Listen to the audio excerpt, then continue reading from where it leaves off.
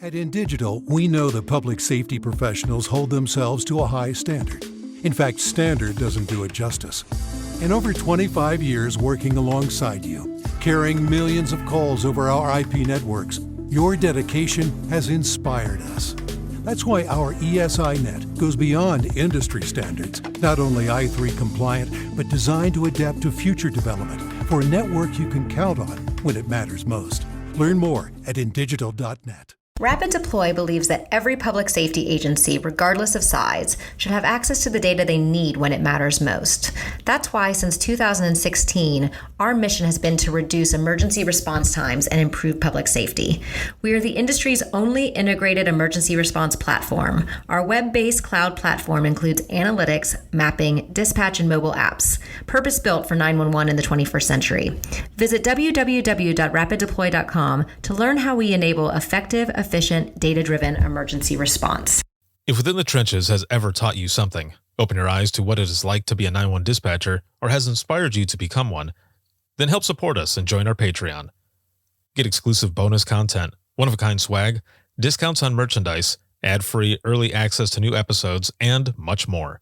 To join, please visit patreon.com/WTT podcast. And if you're an industry partner, we have something for you as well. And now, for the show. This is Jordan, and you're listening to the Code 7 Podcast Network.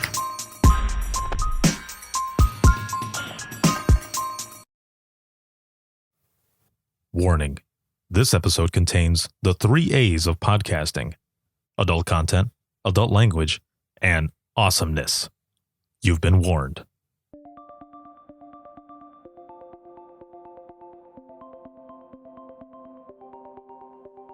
Imagine you're at home. The sun is shining, and you are outside. As you play with your kids, a car screeches up. Now imagine you're 911, taking a call from a mom who just ran inside with her kids after her estranged husband showed up drunk and is beating on the door. The officer is almost there. You hear the screams over the phone, and the officer checking out is alone, and your spouse. This is what it's like within the trenches. In this episode, you will hear stories from the I Am 911 movement, a movement I started to fight the reclassification of dispatchers from clerical to protective and bring awareness to the types of calls that 911 dispatchers answer on a daily basis. This is round 2 of virtual Imagine Listening. Now, you heard the warning at the beginning, but I must warn you again and add that if you suffer from PTSD or have suicidal tendencies, you are listening at your own risk. The stories you're about to hear are all true and come from the dispatchers who lived them. While some stories have a good outcome, the majority are horrifying. This is our reality. Your worst day is our everyday. So let's start with a bang. I want you to imagine each story. Become the dispatcher who has taken each call, and imagine listening. So my story is 14 years ago. Mm-hmm. This is back when I was a single dispatcher, small town. We handled police, fire, ambulance. I was active on the fire department and EMS department for that town as well. It was a sad day, and took a 911 call. Screaming voice saying, "My son's been bit by a dog." Not a normal thing, but it's not that unique of a type of call. 911 rings again. Put that call on hold. Someone calling from a house saying a boy's been bit by the dog. It's at my house. Disconnect with the first caller, get back to the second caller. Get my police, fire, and ambulance rolling. As I'm talking with them, the dog bit the boy in the throat. Unprovoked, it was just one of those random things. The dog was protecting the home. The kid went in through a back door. And the tough part about it was hearing the mom know that her son was attacked, but not knowing how bad it was. And I had one of my rookie officers only been on the job less than a year. He was first one on scene. The whole time I'm there, I'm trying to figure out, because we didn't do EMD at the time, how do I give help? They're at the far end of town. We're a call department. It's going to take, even on a normal day, 10 minutes for an ambulance to get on scene. Trying to tell them, get a towel, put pressure, but don't put pressure, because it was right at the throat. It was one of the most helpless feelings I've had ever. I was an EMT, so I knew this stuff. I had to roll fire department because they said, we're going to go for a bird. So we get them going, all that. The toughest part about the whole thing was the child ended up dying. I was a single dispatcher. No one could relieve me. This was over at 1 o'clock. My shift ended at 4. The only one that checked up on me was the wife of the fire chief. I still had press calling me all day long. I still had to continue with alarm calls and, other medicals. The ability to just let that moment hit me and live with it didn't happen. And I worked the next day. Guess what? This is a newsworthy story from my area. Everyone kept calling. They ended up having critical incident stress, and I wasn't even invited on that. And I was involved with critical incident stress before, and from the fire side, and it was one of those.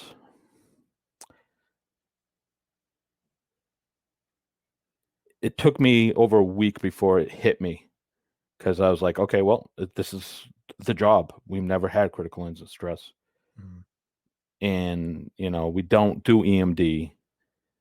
And it was not something they wanted to look into, because that was a liability, because you got one dispatcher. You're not going to tie up one dispatcher on EMD at the same time having to turn off for the ambulance and all that. So it was just very frustrating going, I know there are resources out there that will help people, but we're not pursuing it. That there's resources out there to help us as professionals that we weren't taking advantage of. And I've been lucky with my career that nothing's really stuck with me. I've had, good resources, good friends to help out. So when the moments arise, I feel comfortable that I'm going to be able to step up and handle it. But I also know that these are moments that are important, and I've taken that to heart. Now I'm a supervisor at a regional center, and any incident, whether it be minor, but could be personal to major, I am telling my people, all right, we are good. Get off the floor for 5 minutes. Get some fresh air. I'm checking up on them days later. I'm letting them know that you don't have to talk to me. You don't have to talk to the boss. There are other people you can talk to. Let me know. I will find that for you. You don't have to go alone. So it's benefited me for what I'm helping in the future. Thank you, man, for sharing that. Do you ever feel like, just listening, to you talk about all of this, do you ever feel like maybe in some weird way it was meant for you to go through some of this so that those later on could benefit in a way from what you learned, from what you experienced? Like you said, now with other people, you're checking in on them, something that didn't happen with you, something that you didn't get. And I mean, you're doing that's awesome. That is excellent that you're putting yourself in that position to make sure that they are getting what they need. And that is, I applaud you. Well done. Did did have things changed since then? I mean, are there is there more debriefings that you are all getting put into? Like maybe, with yourself, are you suggesting like, look, we had this call that happened. These people need to be in there with them.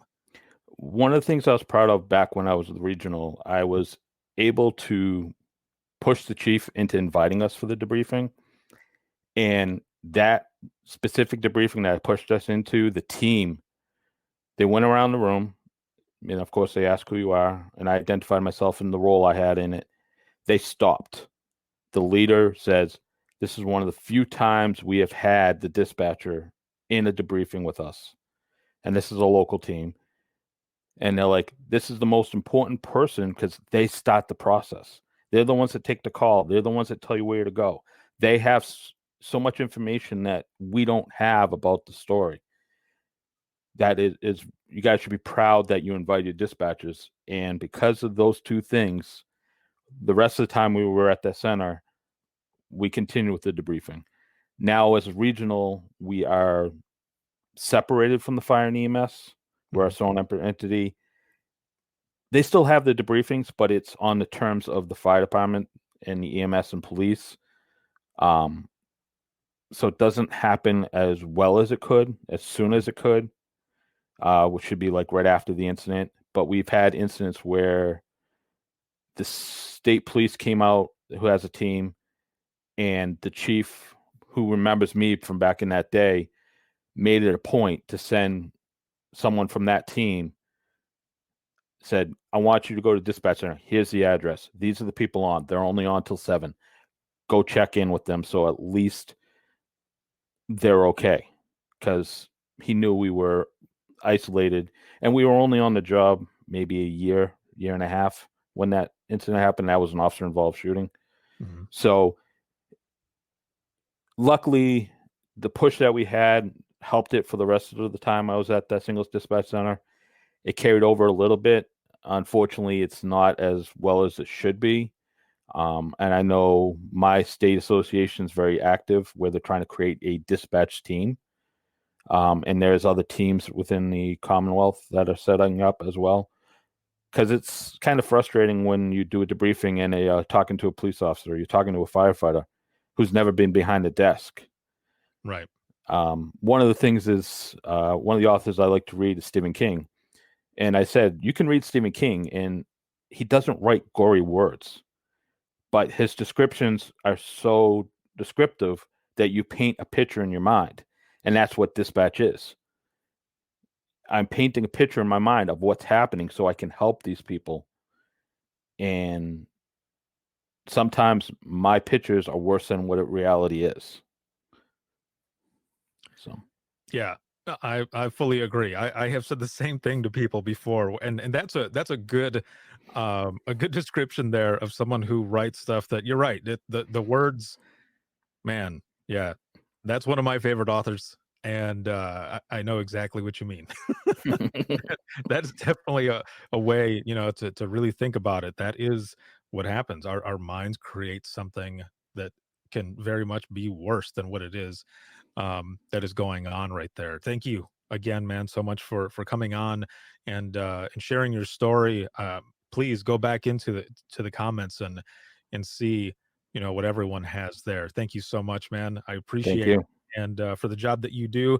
And I will make sure to shoot you an email so I can get this out there to you. No problem. I appreciate it, and I hope I was enough to encourage others. Perfect. Thank you so much. Have a good one. Thank you. Enjoy. Thank you again for sharing that. I'm glad that things are definitely changing. That there are more centers out there that are bringing in their dispatchers and call takers to to be part of those debriefings, because it's very important. I know when I was in dispatch, we didn't get to do a lot of those, and we always wondered, why the hell not? Like, why were we not there? We're definitely feeling a lot of what's going on there. It started with us, and we're dealing with some shit too. So why are we not there? So this story probably happened 6 months ago. Mhm. Get a phone call. It's screaming. All I hear is screaming.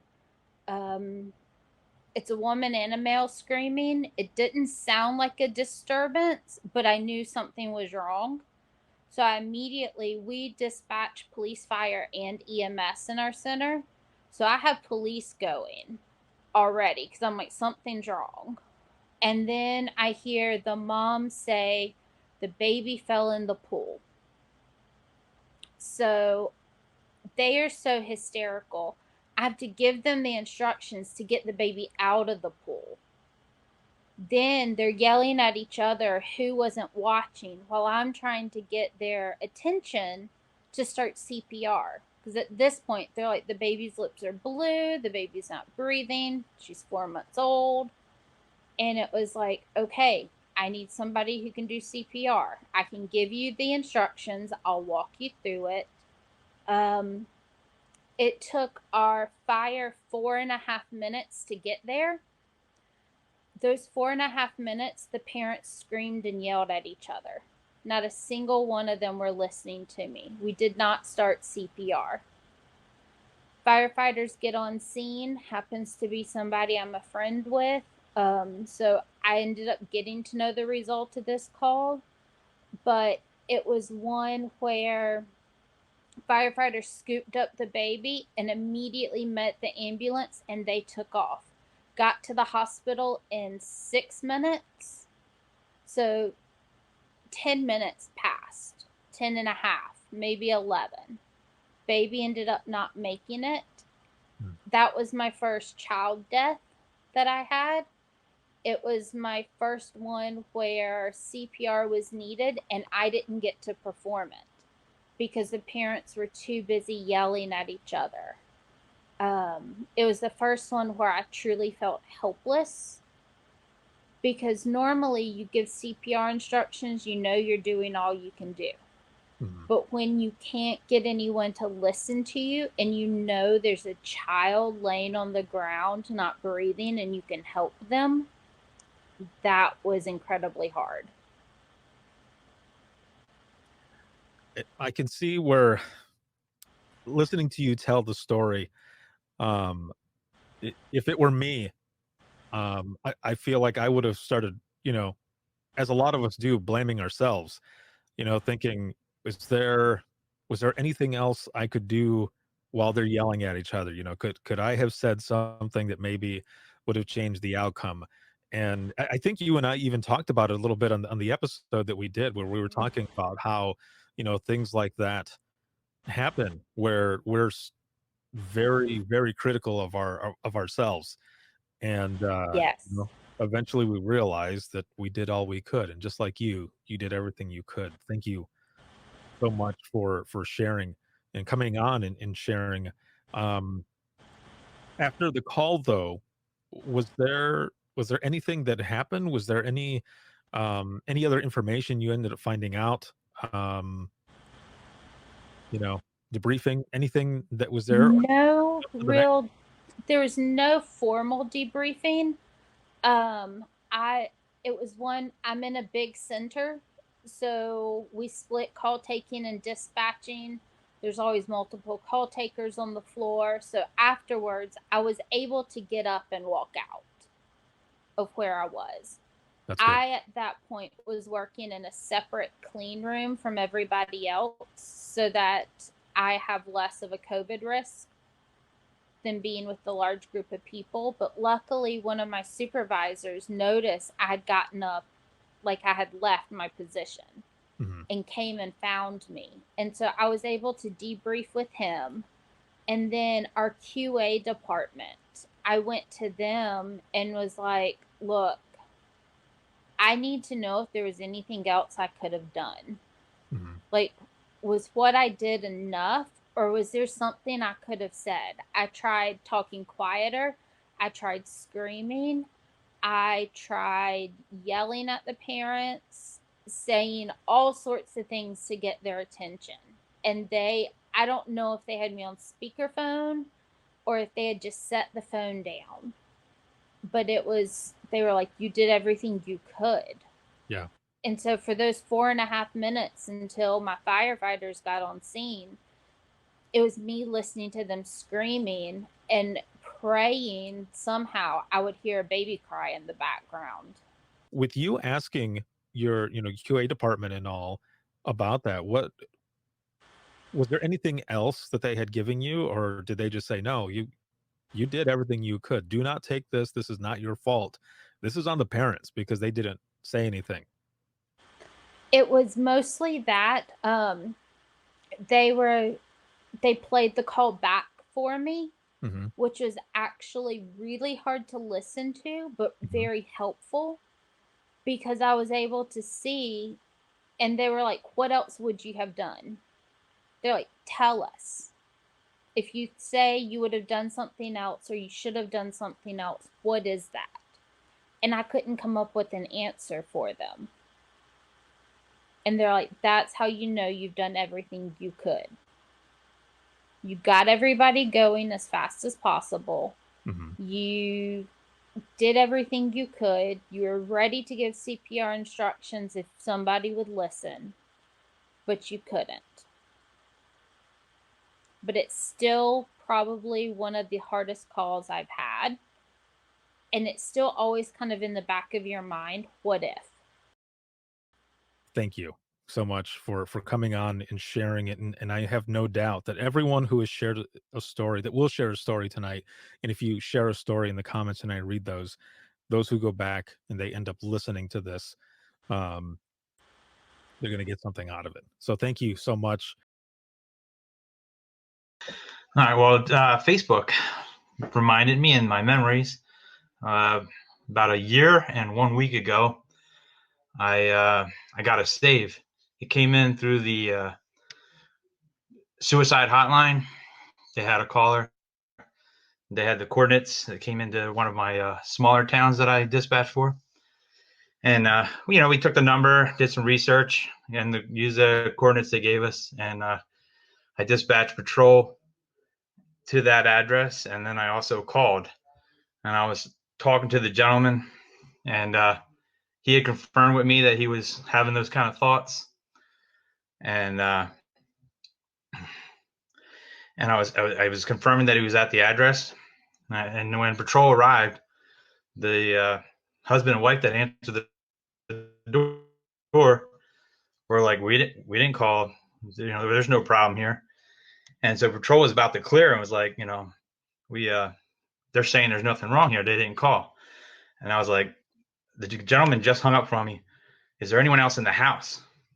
Because everything that I have here is telling me that guy is in that house. And so patrol asked, is anyone else in the house? And it's like, well, we just started renting a spare room in the back of the house to a friend or whatever. So they went back to check on him, and they had to cut him down. When he hung up, he went and put the belt around his neck, and he survived.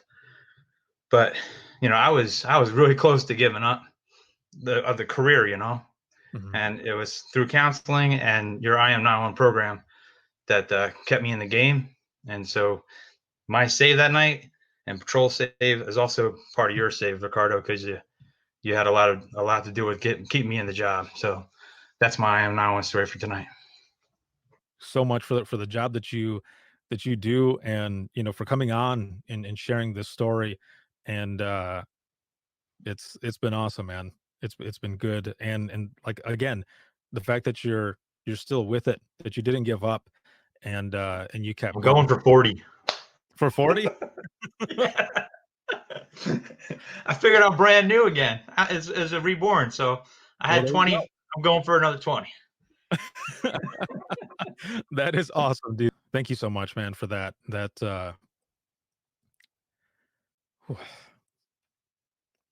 Kind of got me in the feels there.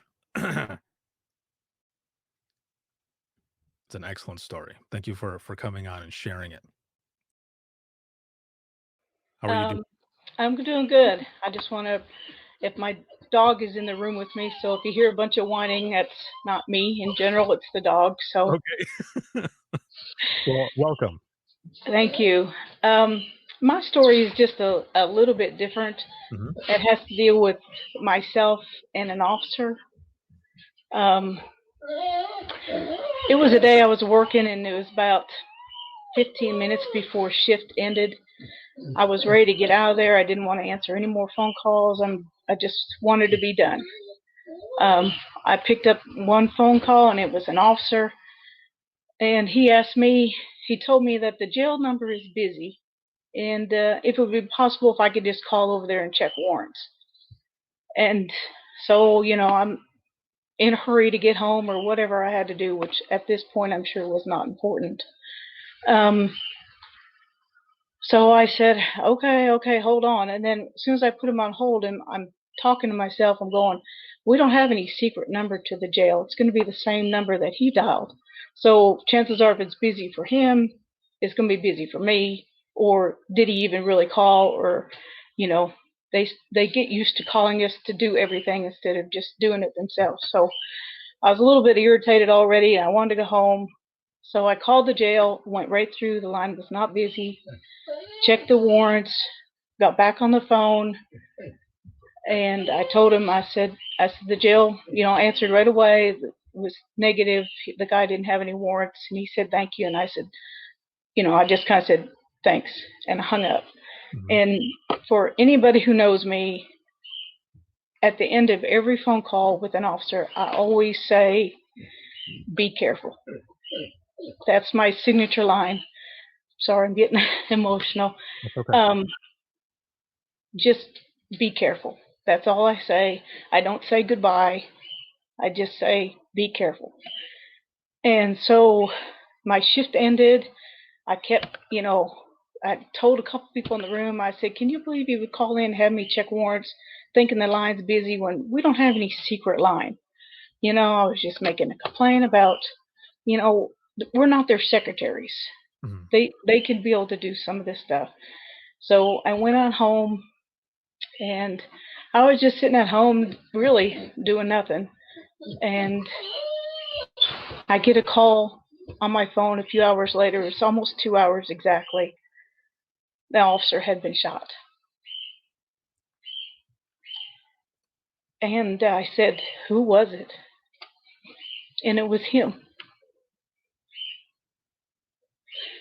And it just took me really off guard. The first time we had this I Am Listening class in August, I think it was the day before his anniversary. So it's like every year it comes up again, and I just hate myself for how I act him, and how can I be upset for him asking me to do my job? It was my job. He asked me to do it. He asked me politely. He wasn't rude, but yet I had this horrible attitude about me wanting to help him. And the next day I went to work, of course, all hands on deck, and I played back the phone call. And I did not tell him to be careful. I just said goodbye. And it's not that, I don't know what gets me worse is just that the fact that my last conversation with him, I was a complete bitch. In other words, I was rude. I mean, I didn't sound rude when I played the phone call back, but when he was on hold and in my mind, I was irritated at him. So, all these officers and all these guys and gals that are on the road, they're our family. They're our kids when we're working. I wasn't there when the acts happened. It was a domestic related incident, and it was just by freaky coincidence that he was even there. But, I just feel responsible that in my mind, the last conversation I had with him, I was a horrible person. Sorry. And I don't want to be that person.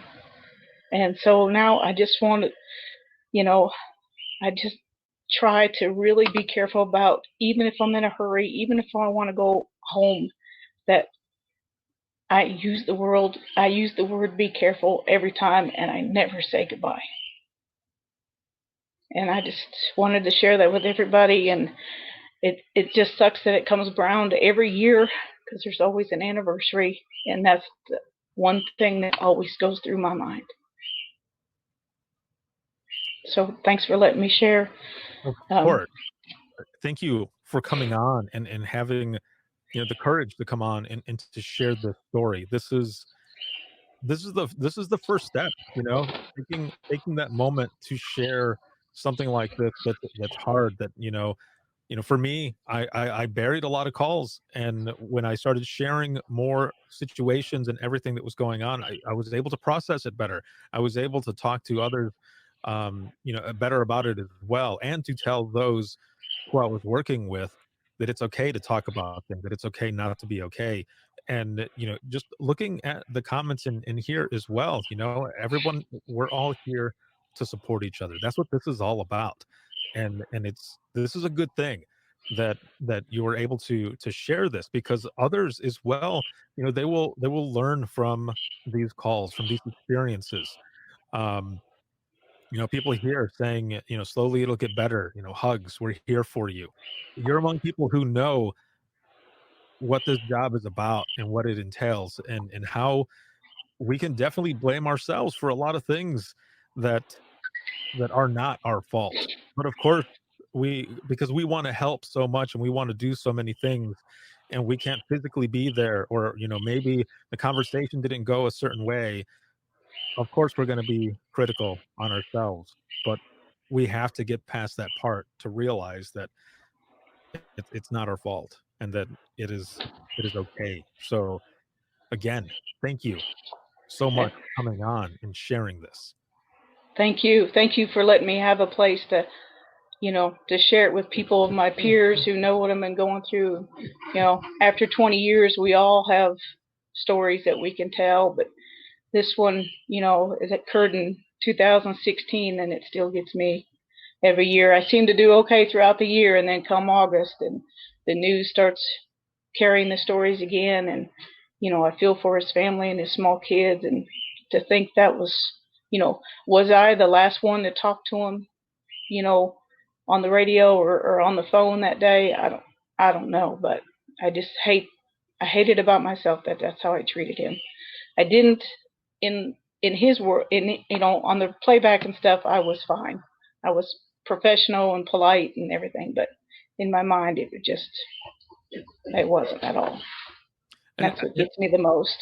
I think that's what it is, especially because you played it back, and you could hear it. You've got it in your head that it was worse, and I can see myself doing the same thing, because we do that. We do have banter back and forth where we say things like that, and we're just playing around and stuff, and then things happen or whichever. But it's getting better. I mean, here you are talking about this with all these people who are commenting and listening and loving on you like no other, because we're all here together supporting each other. So this is amazing to be able to do this. So again, thank you so much. Thank you. Excuse me. So the caller was about 23 weeks pregnant with a son, and she called because she had delivered a leg. Just brave, calm. I was falling apart on the inside. What she didn't know the whole time was that I was 21 weeks pregnant with a son. Based on everything I had learned up until that point, and in my birthing classes, I knew that there was a very small chance of survival. Get to the hospital, and I find out later that night that she in fact delivered a boy. He survived less than half an hour, and she was an acquaintance of my sister's. In 17 years I had been this up until that point, that is the only time I have thrown my headset down and left. Thankfully, we had two people there, but I had to go out in the stairwell, and I sobbed for about half an hour. I think the only thing that kept me calm sounding with her was, and I feel guilty for it, but I could feel my son moving the whole time. And now every year on my son's birthday, I think of him.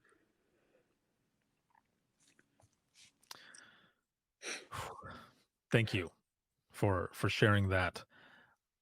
Was there anything that you were, other than going to be alone for that moment, which was good, which was excellent that you had a chance to go. A lot of people don't get that chance, but you were Yeah. able to go and just let it out instead of going right to the next call. Um, did you go right back in, I or did. did they pull you off, or was there any type of talk or anything that happened afterward? There was an informal talk afterwards between myself, my shift mate, and our supervisor. But that was it. How long ago did this happen now? It's been 3.5 years, almost 4.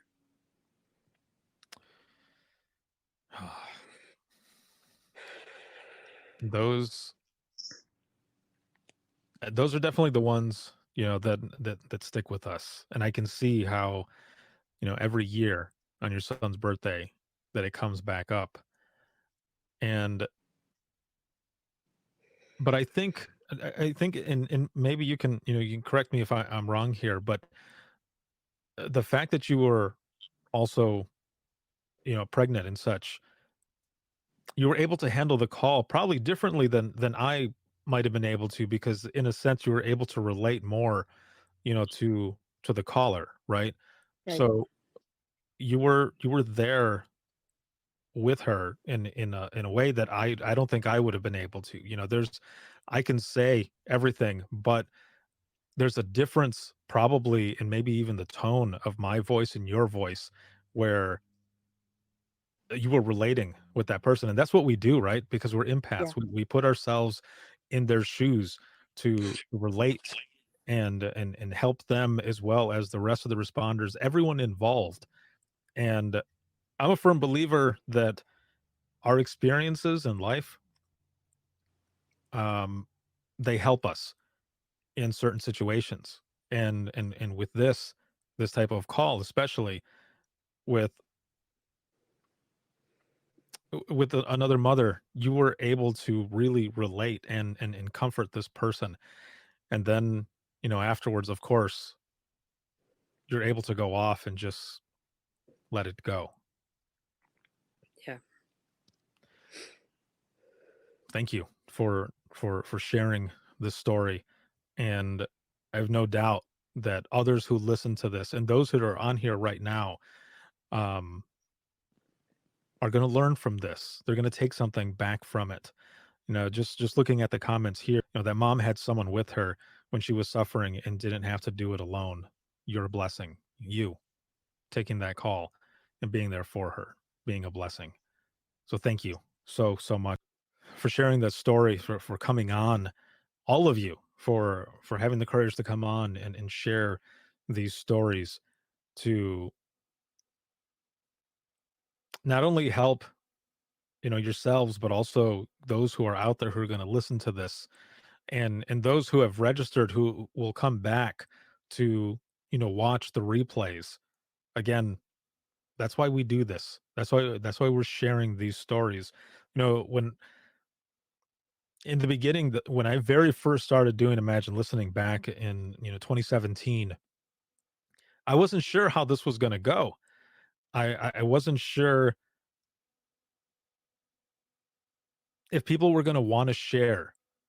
Um, for me, it was therapeutic to share stories, and it always has been, which is why this continues to build and build and build. Um, so when it came down to doing Imagine Listening, and doing this in Indiana for the first time at the Nina Apco conference, um, nobody wanted to share. The room was packed. It was standing room only. People had heard about what I was going to be doing, but they weren't sure what to expect, and neither was I. Um, And I remember being up on stage with my friend Rob McMullen, and I asked him if he could help me with it, and I did the intro, and I asked if anybody wanted to share an I Am 911 story. And it was crickets. And it was what I thought was going to happen right in the beginning. And then I got on the microphone and I said, if any of you want to write down a story, if you write it down, I'll read it for you. We both will. And the moment I said that, all you heard was paper ripping because people were sharing strips of paper from their notepads. Pens were going around. There were so many stories that were coming in, and we were just reading them and reading them and reading them. And then one person stood up to read a story or to say their own story on the microphone, and then more and more. And I was taken back by the amount of support and just the feeling in that room, everyone sharing these powerful stories. And it's been going on at different conferences ever since then. And it's been just as powerful. It has been amazing to have all of you on here to share these stories that people don't get to hear and to realize what it's really like for all of you when you're taking that call, that you're not a drone, that you're right there with the caller throughout the entire call. So again, thank you. This has been such an amazing experience.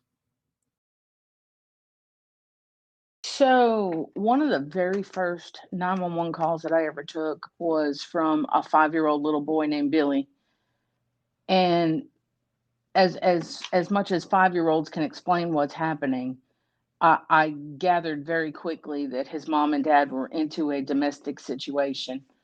Um, and he was crying and he was begging me to get somebody to help his mommy.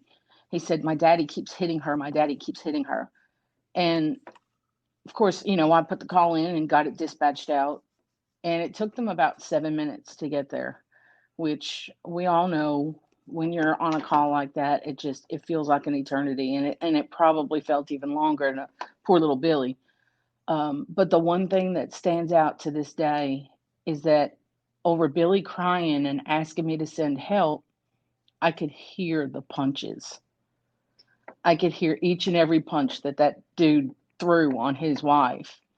And I could hear Billy, and he told me that he was hiding in the closet and he was crying and he just kept begging and pleading for me to send somebody. And here I am 20 years later, and that call is one of the calls that stays with me. There's only one other call that I can remember that has stayed with me this long, and that was when I lost a trooper. But that call from a 5-year-old just begging and pleading for help, that stays with me forever. As long as I've been doing this, it never goes away. Thank you for sharing that. And you're right. There's a lot of calls that don't go away, but Yeah. the more we talk about them, the easier it is to manage it. And there's going to be times where we will hear things and it'll bring some of those calls back. But I think it gets easier the more that we talk about it. And Oh yeah, absolutely. Thank you. And again, it wasn't my fault that it took 7 minutes for them to get there. And that's what I try and tell everybody that says, I feel like I was at fault somehow. It wasn't your fault. It wasn't my fault. It was Daddy's fault for making the choice to beat Mama in front of Billy.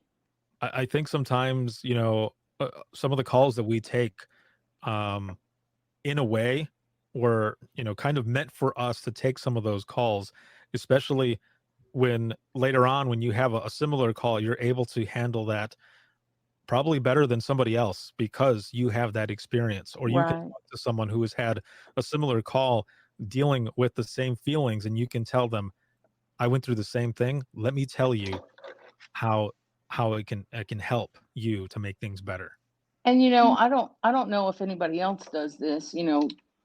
20 years later, I wonder whatever happened to Billy. Did Mama and him get away from that situation? How did he grow up? Did he grow up messed up? But those are things that we never know because that's the line of work we're in. Right. We never get the closure.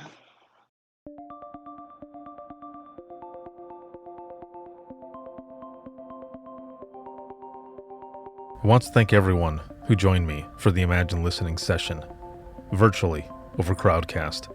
I can't explain what it was like to have all of you in there, even virtually. Every single one of these stories was so powerful, and I know that those who listen to every story that we shared will get something out of it. We were here for each other in support, and this is the first step.